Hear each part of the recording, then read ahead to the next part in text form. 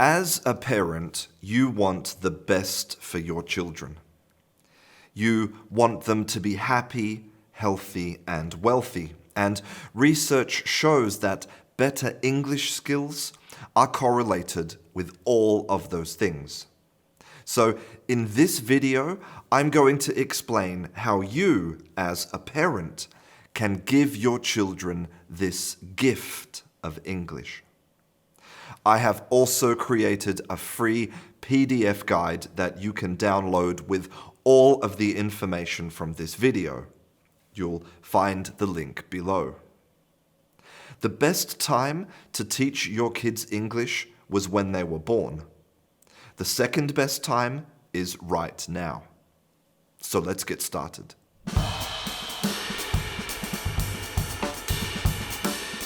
The most obvious thing that you can do is rely on the education system to teach your kids English. But the reason you're watching this video might be because that's not working. In reality, a lot of kids get the education they want, but not the education they need. Children can study English at school for many years and get fantastic test scores, but still leave school without the only thing that matters, the ability to communicate.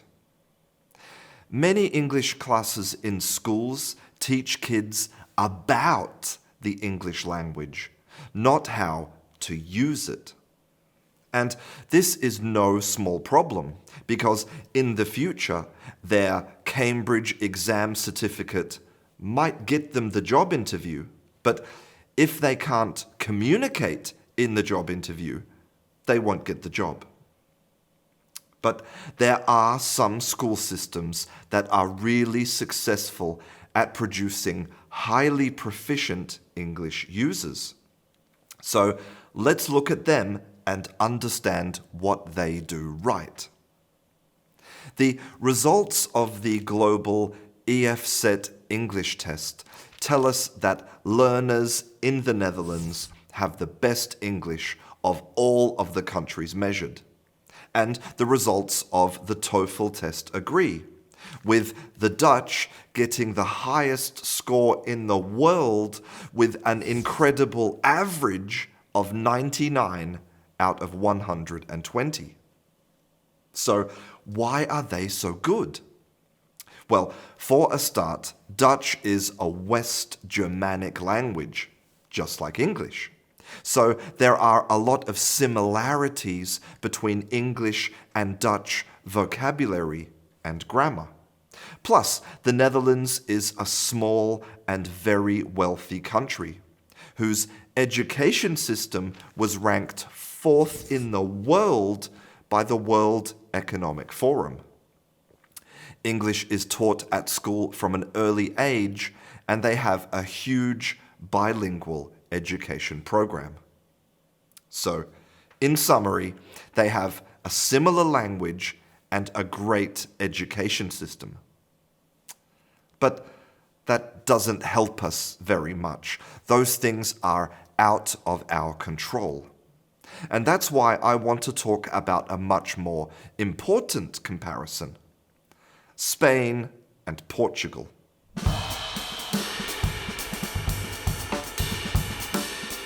Spain and Portugal have very similar cultures, economies, and education systems.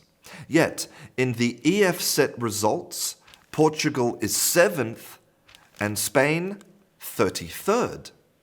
That's a massive difference. What can explain it? Well, you can find the answer by simply turning on the television. In Spain, English language programming is dubbed. The original language has been replaced by Spanish. But in Portugal, English language programming is subtitled. So children in Portugal hear English from a very early age, and that must be why they have better English. But that isn't actually the reason.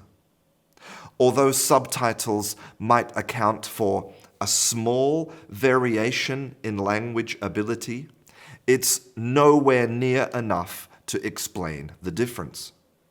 In fact, it confuses cause and effect. The reason that Portugal has better English is because they have made a decision to integrate the English language into their culture. And that's why they use subtitles.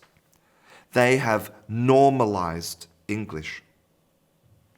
And in fact, you can stop watching this video right now, because if you want to know how to teach your kids English, that's the best thing you can do.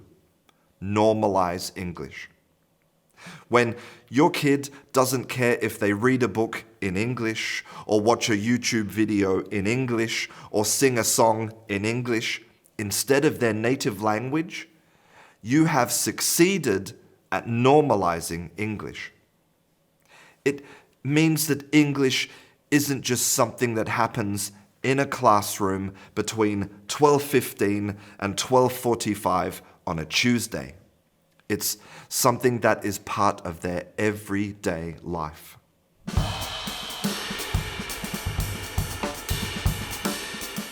But what if you want to do more and you want to actively teach your children English? Well, that means that you need to become a teacher. But you want to be a good teacher. So let's look at the golden rule of language teaching. Teach the student, not the language. Normally, the first step of teaching any student is to ask them what they need. But with children, you can't really do that, so you have to decide what they need. This is your duty and right as a parent. Ask yourself, what do you want for them? Remember that they will get better at the things they practice. So reflect on what type of student you want to create.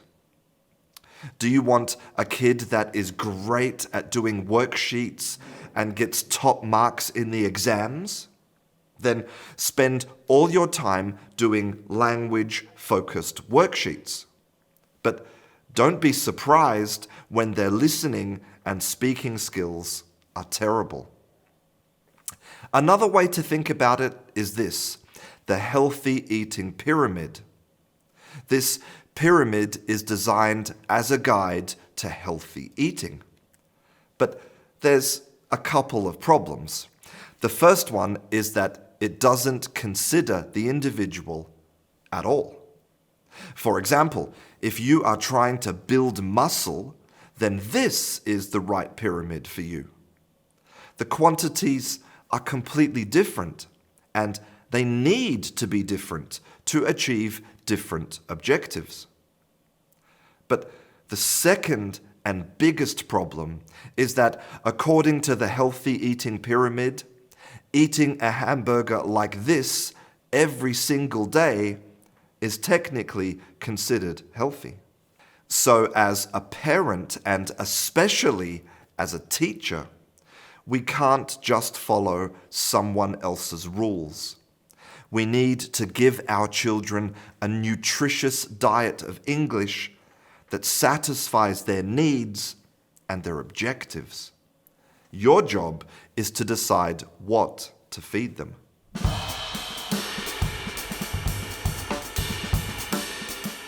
I want to take a guess. I guess that you think that you can't teach your kids English because a voice in your head says, "My English isn't good enough." The first thing you need to know is what the poet Mark Van Doren said: "The art of teaching is the art of assisting discovery." Your job is not to know everything and to have perfect English. It is to discover with your child. You should not be their only source of English. You don't know a word? Look it up in the dictionary together. Don't know how to pronounce it? Listen to the samples. Can't explain the grammar of a sentence? It doesn't matter. Wait for more examples to learn the pattern. Stop trying to be perfect and just be good. And most importantly, are you embarrassed about your accent because it doesn't sound British or American? Well, you are not British or American, and you never will be, and neither with your children. Stop trying to be something that you're not. You don't need anyone's permission to be your authentic self, and neither do your children. I cannot emphasize the importance of being a role model like this for your children. When you put yourself down because your English isn't good enough or because you're not a native speaker, you pass those feelings down to your kids. You silently tell them that they will never be good enough either. But by changing your attitude, you can make those feelings end with your generation. But if you do feel like you want to improve your confidence in English, I invite you to join my Canguro Academy. I'll tell you more about the Academy at the end of this video.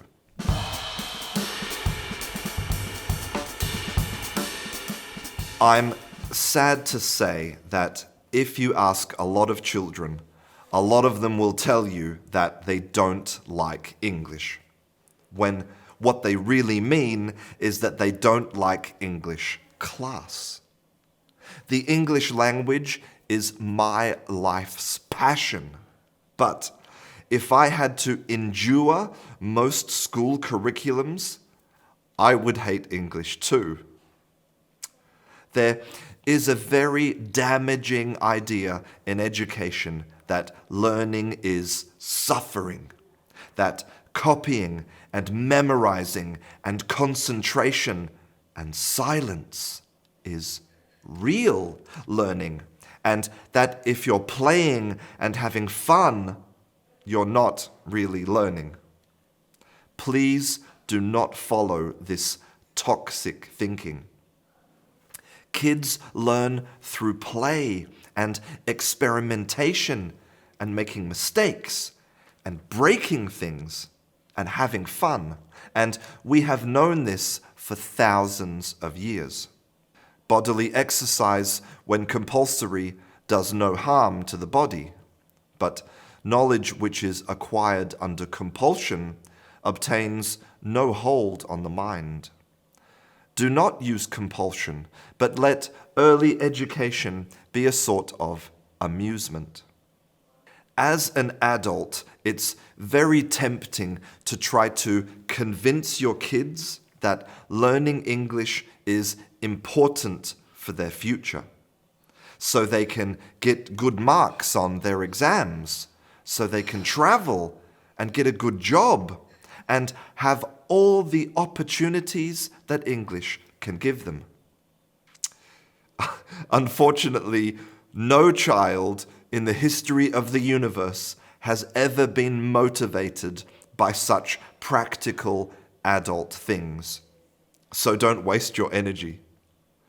Kids are motivated by things they enjoy. Learning English doesn't need to be practical. Many children have art class at school, but we don't expect them to produce professional art, and we don't shame them for it. You want your kids to have the same relationship with English. Playing Minecraft in English is constructive. Help them play and explore and laugh. And if you do that, you will create lifelong learners who don't even need a teacher, because they will be driven by the only true learning tool: curiosity.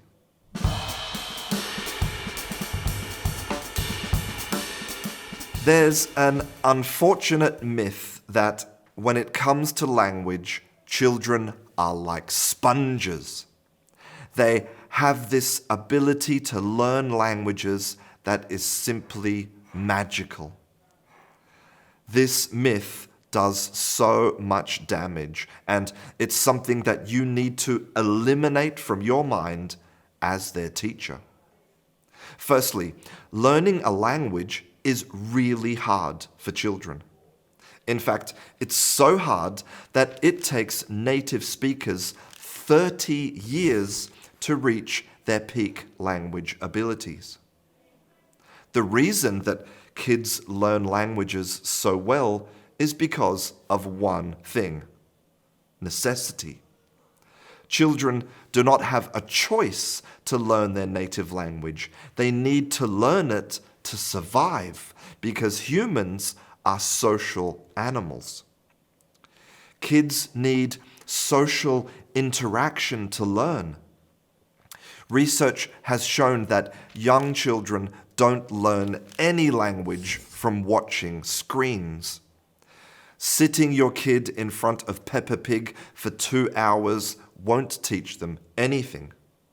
But watching 5 minutes of Peppa Pig and then recreating the story together with a Peppa Pig doll will. The key is creating that necessity. There needs to be times when English is the only option for your kids to get what they want.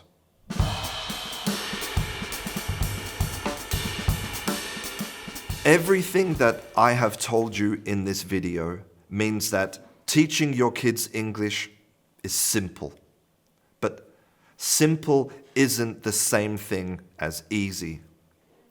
Following the advice in this video is hard and frustrating, and it will take many years to see results, just like every other part of being a good parent. So start small, accept failure, have fun, and don't give up. It's worth the effort to give your children the gift of English. I'm Christian, and I'll see you in class. I hear from students every day who tell me that they don't have a safe place to practice their English, and that's why I created the Canguro Academy. I have been working on the Academy for more than 12 months, and I am so proud to finally invite you to join. In the Academy, there are more than 100 hours of live classes every month with me and other incredible teachers in an immersion environment. Plus, there are daily speaking challenges, writing challenges, a film club, a book club, and many more games and activities that will keep you motivated and accountable. Plus, when you join the Academy, you will have unlimited access to hundreds of videos and courses with exclusive materials that will teach you how people use everyday English in the real world, not in textbooks. The Academy is not for everybody, but if you're someone who has always wanted to use English instead of studying it, but you didn't know how, then come and join us. If you want to know more, please visit the link below. I'm looking forward to seeing you in class.